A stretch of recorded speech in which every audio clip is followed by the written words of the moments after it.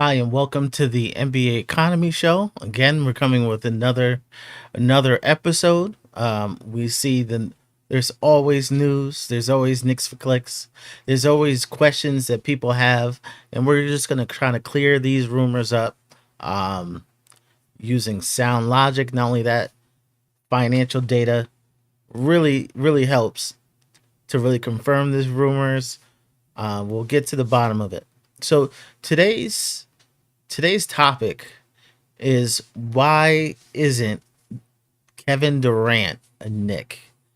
So this this narrative of Kevin Durant is coming to New York. Has been going on for a while. We saw back in January. We start to hear Kevin Durant was interested in the Knicks, and then there was some mutual interest in January. This is around the time many people say the Knicks kind of lost faith in the team. Um, so we had some issues around then. Cat was an MVP form the first couple months of the year, but by this time we knew that there was trouble. Cat's 3 point barrage kind of stopped. Kind of the offensive output of the Knicks kind of stalled out. So at that point, there was no rumor of what the Knicks would give in return, but there are rumblings that the Knicks were interested in Kevin Durant. I'd like to shout out the chat for coming through. Just for Knicks, Coach Share, always Mikel P. Thanks for coming. So yeah, so around that time, things are not going as planned with the Knicks. Um, we see Scoop B. I really trust his information. He is in tune locally. He is a source locally. He knows people in the Knicks organization. He knows people in the Nets organization. He is tapped in. Like when it comes to those teams and Kevin Durant, he is tapped in. Like don't don't knock it. Like those people for sure he is tapped in with. He said there were interests with the Knicks. That's just what he was hearing. Um, and since then, it's been confirmed the Knicks had interest. Coming into this summer, again, Kevin Durant softened his stance. He kind of the hard line on the Knicks. You saw he tried to soften up the Knicks, talking about he always wanted to play for the Knicks. His manager really wanted to go here. His family really wanted to go here. So we kind of seen that he was kind of saying like fond words of the Knicks. So we know that there's issues in Phoenix. Once Phoenix put him in a couple um, trade talks, Kevin Durant wanted out. Kevin Durant said he no longer wanted to be in Phoenix. They were unable to do anything at the deadline, so now is the time to trade him. We've heard Houston would be interested, Miami would be interested, Timberwolves would be interested, and even the Knicks would be interested. A lot of Knicks fans have questioned why would the Knicks be interested in Kevin Durant at 37 years old. He is an older player, but he is a superstar. He's an elite player. He rises to the occasion. Um, he's I wouldn't say 3 and D, but he's a pretty good defender. He's a pretty good defender in this league. Kevin Durant, for a year or two, a few years, is going to elevate your game. But the question is always, what do you give in return for a 37-year-old player?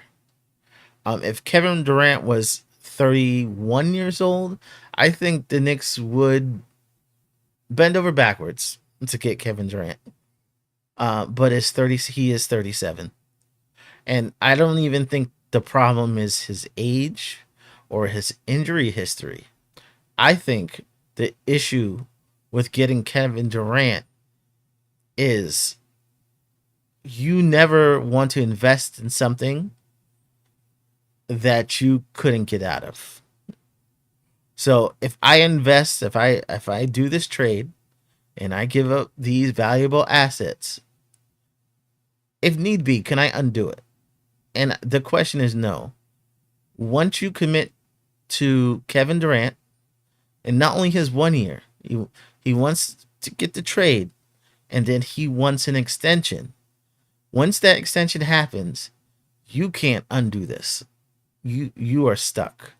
There's no time to say, hey, I don't want this. I'm gonna get rid of Kevin Durant. I'm gonna get back exactly what I gave up. The one unique thing about our current New York Knicks is there are no bad investments. What we gave up for OG and Anunoby, we can always get that back. Like OG and Anunoby is more valuable now than he was before. Karl-Anthony Towns, we got for a bargain. Julius Randle, not too many people were offering anything for Julius Randle. Nobody was coming for Julius Randle. He was valuable, but he was valuable to us.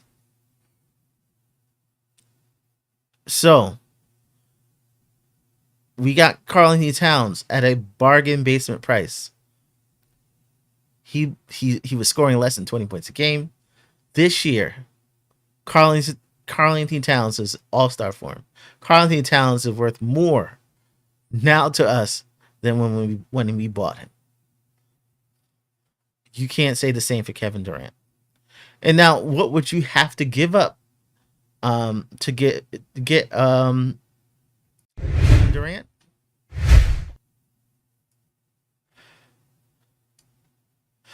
If you believe what they say on television,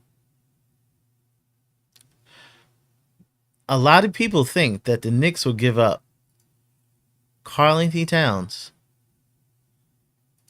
and to get Kevin Durant.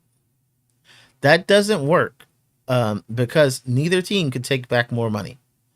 So the Knicks would have to give up Kevin Durant and then use a third team.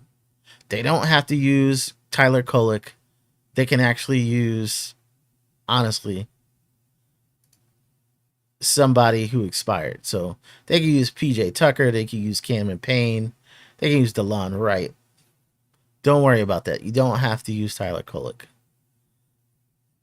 The problem is Phoenix Suns really have no use for Karl-Anthony Towns. They're kind of, I think they're kind of playing a dangerous game where they want to be kind of relevant at the same time they want draft picks. So Karl-Anthony Towns doesn't do much for them because they're not going to really be a winning team. They don't care about getting another star back. They want good young players. They want draft picks. They want to kind of, if they can float to the play-in, I think they'd be happy. But they're not going for it. So Karl-Anthony Towns really wouldn't satisfy what they need. Also, I don't think the Knicks would particularly be happy about that because I don't think I really wouldn't want to put Kevin Durant at power forward. I really like him as a small forward. I think a lot of times what you're really looking at is OG. And they're looking for a starting center, Mitchell Robinson. And that's a lot to give up for Kevin Durant. And honestly, I think probably the Knicks get more wins next year. But you're giving up a good investment. And that would be tough. Also, would it have to be a third team involved? So then it gets kind of complicated. I think if the Knicks did it, what the Knicks would want to happen is to get Kevin Durant,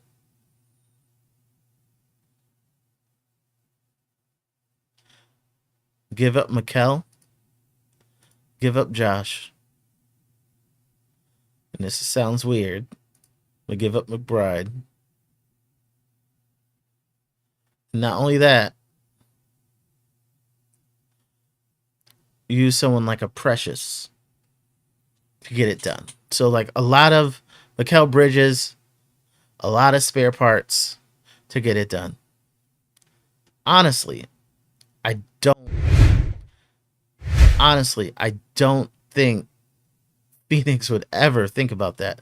Mikal Bridges would be good for Phoenix, but the spare parts, if they're not expirings, they're not young players they can flip.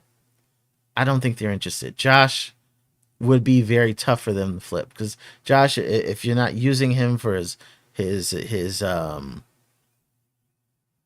intangibles on a losing team isn't so impressive.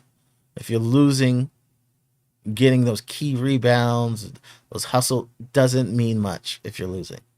I don't think it means much to them.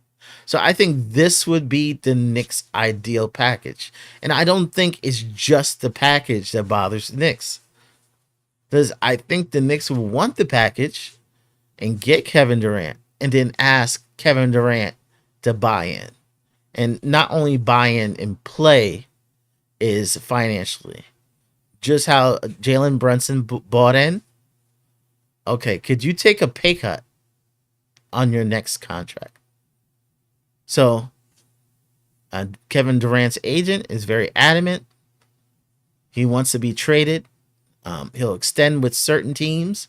Only 3 teams he would extend with.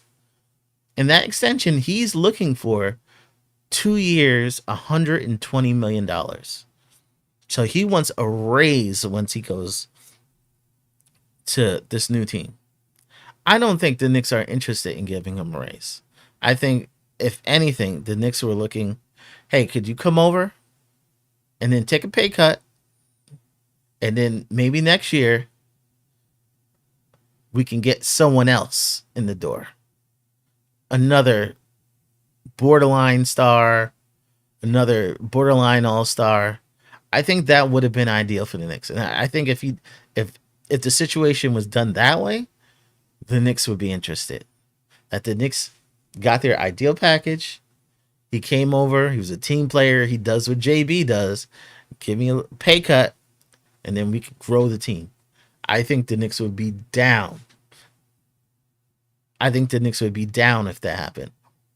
But that's not where Kevin Durant is. Kevin Durant is looking for his golden parachute. He is looking to fade off into the sunset. He's looking for a comfortable situation. You see by the teams he's interested in. He's interested in the Spurs. He's interested in Miami. He's interested in the other places are places where low taxes, high quality of life. New York is only one that is like a departure of that, because New York is where his businesses are. New York is a winning situation. New York, he can cement his legacy. I think New York is special, and the other ones are just comfortability. And right now, with the Phoenix Suns, what they are saying is, we're not going to appease you, Kevin Durant. We don't really owe you anything. You know, with a lot of players, if you are a long-time player, they feel they have to put you in a nice situation as a thank you to what you've done to the organization. KD has done nothing for the organization. He didn't bring a championship. He didn't bring deep playoff runs. They don't feel any type of loyalty to Kevin Durant. So since they don't feel any kind of loyalty, he is going to the highest bidder. And right now, the highest bidder looks like Minnesota. And Minnesota's cold. Small market. It is Anthony Davis's. I'm sorry. It is Anthony Edwards' team. If he won a championship, it would be Anthony Edwards' championship. I don't think he's excited about that. I think he's gonna I think he's gonna make noise in the next few days to try to take them off the list. It's already shown that he does not like that. Um, I'm just gonna look at the chat real quick. Um, Justin Nick says Kevin Durant, in my opinion, hasn't done anything since he has left Golden State. The guys we had at least has been to the conference finals. Mikel P thinks Phoenix should rebuild via the draft. Um, okay, so yeah, so I think Phoenix is kind of try to do something pretty. I think they're doing it wrong. I think they should just go all in the draft, trade everybody for draft picks and bad contracts. But what they're going to try to do is just win enough. It's a new owner. He doesn't want to look like a failure. He's failed, but he doesn't want to look like a failure. So he wants to kind of win, but at the same time, kind of rebuild. It's not going to work. I think he looks at his reputation and he's trying to salvage it. He wants his cake and eat it too at the same time. Um, let's look at what just gonna look at what Mark J. Spears says about the Knicks' interest. KD wanted the New York Knicks. He wanted to go there. The Knicks have no interest in bringing him in, which probably makes Knicks Nation, I don't know, probably quite interested in why not. I think these three choices are by default. He definitely doesn't want to go to Minnesota, but I think there is some fear from him at Rich Kleiman that they're hoping that there's going to be respect at Kevin's age to give him what he wants rather than try to trade him like he's 31 years old, which he's not anymore. I think they're trying to get a major haul, but they're hoping that they work with him and get it.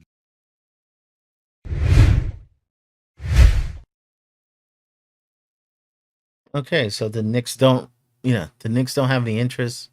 We see the other teams he's interested are low or no tax states. I don't think he's going to be very happy, and I think we're going to see things change in the next few days. If the price lowers, where the Knicks can get their ideal package in, I think the Knicks could possibly be interested. But right now, the Knicks aren't gonna. I don't think the Knicks are gonna give up OG. Um, I don't think the Knicks are gonna give up Cat. Like those things just aren't gonna happen. Like they like that part of the team. They're looking to add, and I think Kevin Durant is gonna have to give a little bit back for New York to be interested. Um, so that's why I don't think. That's why Kevin Durant already is in a Knick. That's why I don't think he will be a Knick. A lot of people have been asking about John Morant. My video yesterday, I kind of going into John Morant, um, along with Triple J, a little bit about Santi Aldama, those people in Memphis. Why I don't, for now, don't think they're options. Um, so Triple J, I don't think he's an option unless if he's looking to extend this summer. I think Memphis is the place he does it. If he's gonna tell Memphis, I really want a supermax, and next year I'm gonna try to make all NBA, and then I'm gonna get my supermax, where he could make averaging $60 million a year. I think that's when Memphis like double takes and says, okay, if you get that, we're still not giving you 6 million, and then they may have to rethink it. Um, then trade him to New York. He wouldn't make 60 million because he wouldn't be eligible for his supermax, but he could make like 50 million. Um, but we'll cross that bridge if it happens. But I don't think that's gonna happen. I do have some upcoming shows. Tomorrow we will have a draft show. So I will have Foreman Media on, and we will talk about the draft. The Knicks have the 50th pick. We'll talk about like the big stories of the draft. We'll talk about what to do with the 50th pick. Um, are there any people we should move up for? Um, should we buy any picks at the back of the draft? We'll get all into that tomorrow. It should be in the morning or early afternoon. So I will definitely put that on the schedule as soon as a time is set. I'd like to thank everybody for joining in. Again, like and subscribe because that's gonna really help the channel. Aiming to try to get 1,000 by the beginning of the next NBA season. My Twitter handle is still Fritz Handles, but I also made one just for NBA economy, and you see it right on the bar below at NBA economy. Um, Also a Cash App, which really helps the channel because we put a lot invested in the show. But there's no need. A like is more than enough. So at this time, I'd like to thank you for joining in and join us next time on NBA Economy.